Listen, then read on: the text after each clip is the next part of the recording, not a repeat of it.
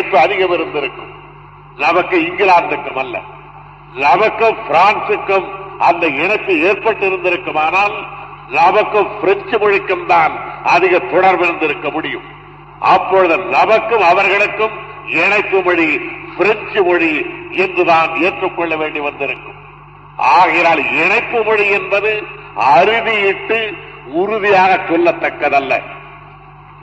அறுதியிட்டு சொல்லத்தக்க மொழி ஒன்றே ஒன்றுதான், அவனவனுடைய தாய்மொழி.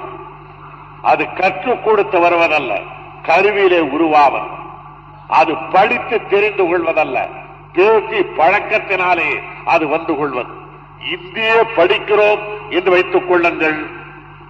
வகுப்பறையில படித்துவிட்டு ஒரு மாணவன் வீட்டிற்கு வருகிறான்.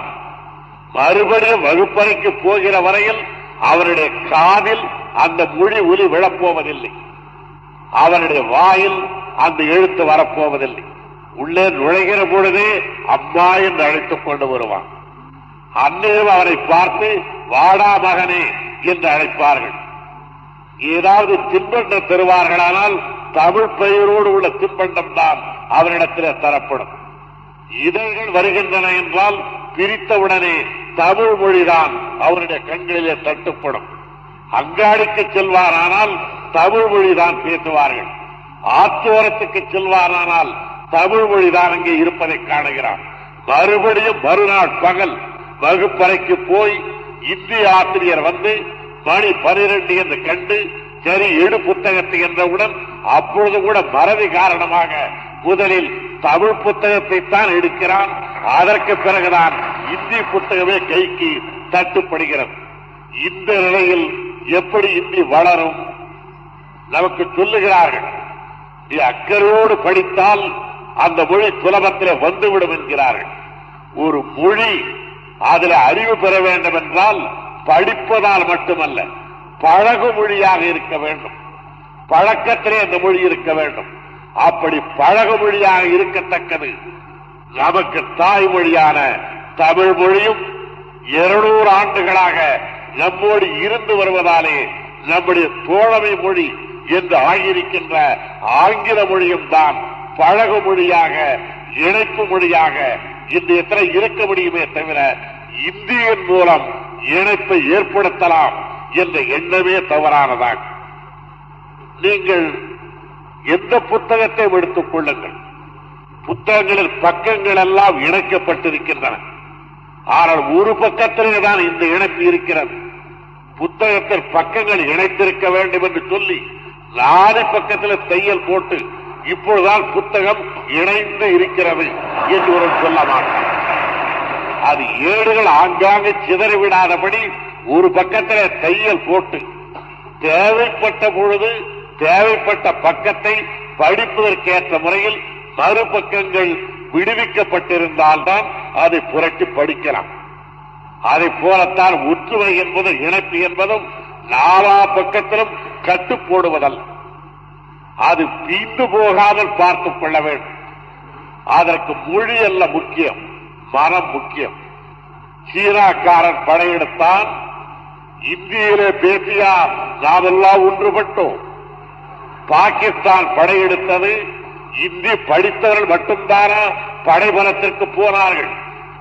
போனவர்களிலே பல பேருக்கு இந்தி தெரியாது என்பது மட்டுமல்ல, பிடிக்கக்கூட செய்யாது. ஆகையினால் ஒற்றுமைக்கு அடிப்படை மொழி கூட அல்ல, அதிலும் திடீரென்று வருகின்ற மொழி கூட அல்ல, அதிலும் நம்முடையது அல்ல என்று நம்முடைய உள்ளம் ஒவ்வொரு கடமும் சொல்லிக் கொண்டிருக்கின்ற இந்திய மொழியாக அது இருக்க முடியாது. ஒரு வடநாட்டு பெரியவர் என்னிடத்தில் மிகுந்த என்னை பாராட்டிவிட்டு சொன்னார், நீங்கள் முயற்சி செய்தால் 3 மாதத்தில் இந்தியை படித்து விடலாம் என்றார். நான் ஒப்புக்கொண்டேன், ஆமாம் ஐயா 3 மாதத்தில் படித்து விடலாம் என்று. என்ன என்றார், அதற்கு மேலே படிப்பதற்கு அந்த மொழியில என்ன இருக்கிறது?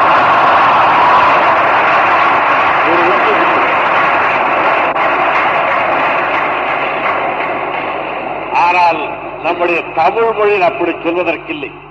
30 ஆண்டுகள் படித்தவர்கள் கூட இன்னும் எனக்கு இந்த இடத்தில் பொருள் சரியாக விளங்கவில்லை என்று இன்றைய தினம் கூட புலவர்கள் கஷ்டப்படுகிறார்கள், நம்மை போன்ற சாதாரண மக்கள். அப்படிப்பட்ட மொழி நம்முடையது. நாம் தாழ்ந்திராமல் இருந்திருப்போமானால் இதை ஆட்சி மொழியாக ஏற்றுக்கொள்ளுங்கள் என்று இந்தியாவில் உள்ள மற்ற பகுதிக்கு நாம் கட்டளை பிறப்பித்திருக்க வேண்டும். ஆனால் இன்றைய தினம் நாம் தாழ்ந்து போயிருக்கின்றோம். தாழ்ந்து போய் இருந்தாலும் பிறருடைய தாழ்படிய மாட்டோம் என்ற தமிழ் மரபு நம்மிடத்தில் நிரம்ப இருக்கின்றது. ஆகையினால் தமிழ், ஆங்கிலம் ஆகிய இரண்டு மொழிகளையும் தமிழ் தங்களுக்கு வாழ்க்கைக்கு தேவையான மொழிகளாக அவர்கள் வைத்துக் கொள்ள வேண்டும் என்பதில் தமிழக அரசு முனைந்திருக்கிறார். இணைப்பு மொழி வேண்டாமா என்பவர்களுக்கு ஆங்கிலம் இந்தியாவிலே கல்கத்தாவுக்கும் காவேரி பட்டணத்திற்கும் பம்பாய்க்கும் அம்பாசமுத்திரத்திற்கும் அது இணைப்பு மொழியாக இருக்குமானால் அதை வெளிநாடுகளுக்கு இணைப்பு மொழியாக வைத்துக் கொண்டிருப்பதைப் போலவே இந்த இடத்திற்கு ஏன் வைத்துக் கொண்டிருக்க கூடாது? இப்பொழுது இங்கே இருக்கின்ற இந்த வாயற்படியில் நான் நுழையத்தக்க அளவுக்கு இந்த வாயற்படி இருக்குமானால் என்னுடைய மகனுக்கென்று சரியான வாயற்படியா வைப்பேன். நான் போகிற வழியாக அவனும் வருவான். அதை போல உலக நாடுகளோடு இந்தியா இணைந்திருப்பதற்கு ஆங்கிலம் பயன்படுமானால் இந்தியாவில் ஒரு பகுதிக்கும் இன்னொரு பகுதிக்கு இணைப்புக்கு தனியாக ஒரு மொழியே. சாதாரண பழமொழி சொல்லுவார்கள், கிராமப்புறத்தில் பூனைக்கு ஒரு வழியும் அதன் குட்டிக்கு ஒரு வழியும் வேண்டுமா என்பார்கள். ஒரு சுவற்றை துளைத்துக் கொண்டு ஒரு பூனை அப்புறத்திற்கு செல்ல வேண்டுமானால் அந்த தாய்ப்பூனை போகின்ற அளவுக்கு ஒரு துவாரம் கிடைத்து விட்டால் அதன் வழியாக அதனுடைய குட்டிகளும் போகும். இது தாய் நுழைய வேண்டிய ஓட்டை குட்டிக்கு இன்னொன்று தோன்றுகிறேன் என்று பூனை சொன்னார். அதே போல உலகத்தோடு இணைந்திருப்பதற்கு ஆங்கிலம் போதுமானதென்றால் இந்தியாவில் பல பகுதிகள் ஒன்றாக இணைவதற்கு அந்த வழி இருந்தால் என்ன? இந்த சாதாரண வாதத்தை ஒப்புக்கொள்ள மறுப்பதற்கு 3 காரணங்கள் இருக்கலாம். ஒன்று, அவர்கள் இருக்கிற இடம் உயர்ந்தது என்பதாலே. இன்னொன்று, அவர்கள் சொல்லுபவர்களாகவும் நாம் கேட்டுக்கொள்பவர்களாகவும் இருப்பதாலே.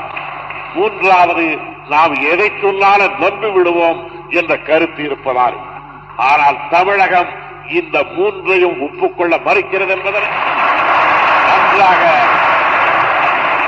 நன்றாக மெய்ப்பித்திருக்கின்றோம். அதை நீங்கள் மெய்ப்பிக்கின்ற வகையில் தமிழிலும் ஆங்கிலத்திலும் தனிப்புலமை பெற வேண்டும். தமிழ் மொழி வளர வளர ஆங்கில அறிவு குறைய வேண்டும் என்று எண்ணக்கூடாது. நான் தெளிவாக ஒன்று சொல்லுவேன்.